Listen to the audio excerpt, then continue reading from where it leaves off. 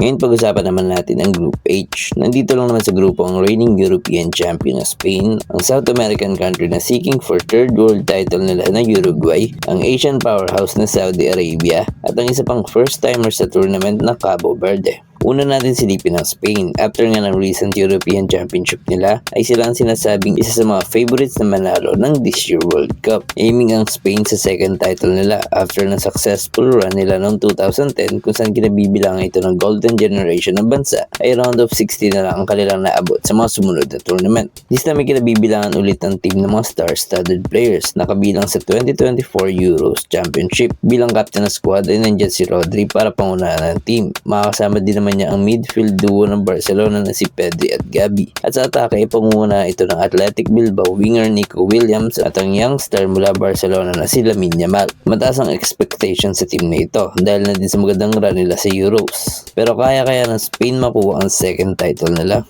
Sunod naman ang isa pang favorites na mag-advance sa next stage, ang Uruguay. Matagal-tagal na yung huli nagkampiyon ng Uruguay sa World Cup at ito ay noong 1950 pa sa Brazil. Pero after nun ay hanggang semifinals na lang ang nabot ng team. Pangunguna naman ang squad ng Real Madrid star Federico Valverde. Sa depensa naman ay nandiyan ang captain Jose Jimenez at Barcelona center back Ronald Araujo. Sa goal naman ay babantayan ito ng 40-year-old Fernando Muslera. At pagdating sa atake ay nandiyan si Darwin Nunez at Federico Viñas. Medyo nahirapan naman ang Uruguay sa mga nakaraang tunam nito dahil wala ito nakuha panalo sa last 4 games. Kaya ng Uruguay may pagsabayan sa mga favorites ng World Cup this year. Ang ikatlo ang isa sa mga Asian powerhouse na Saudi Arabia. Same ng Japan ay nakakuha din ng success ng Saudi Arabia sa Asia, pero bigo ito matranslate sa world stage. In history ay round of 16 lang ang nabot ng team at ito ay noong 1994 pa. Susubukan naman ng Saudi na mabot ang first knockout stage nila after na sunod-sunod na group stage finish ng team simula 2018. Pero ginulat naman nila ang mundo last World Cup after ng upset win nila kontra kay Messi at Argentina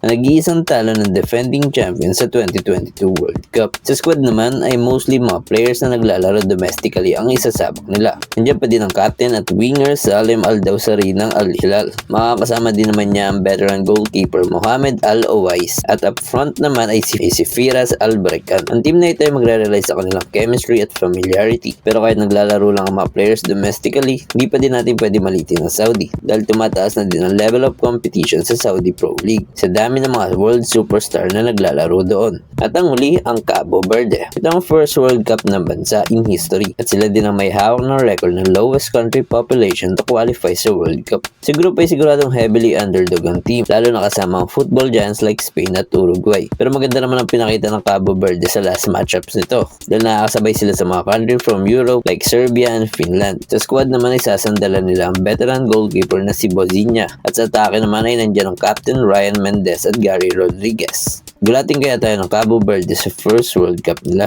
At ayun, ng Group H ng World Cup. In my prediction, ang Spain at Uruguay ang clear favorites na mag-top sa group. Pero still positive naman ako sa Saudi Arabia na magkaroon sila ng magandang run sa grupo na ito. Pero let's see na lang din kung ano ba mangyayari sa Group H. For now, Uruguay at ang Spain ang tingin ko mag-a-advance. Kung gusto niyo itong video, huwag kalimutan i-like at i-share para mas lumawak pa ang football sa Pilipinas. At syempre, kung bago ka lang sa Pitchside Pilipinas, mag-subscribe ka na at i-hit mo na rin yung notification bell para updated ka lagi sa mga kwento ng football.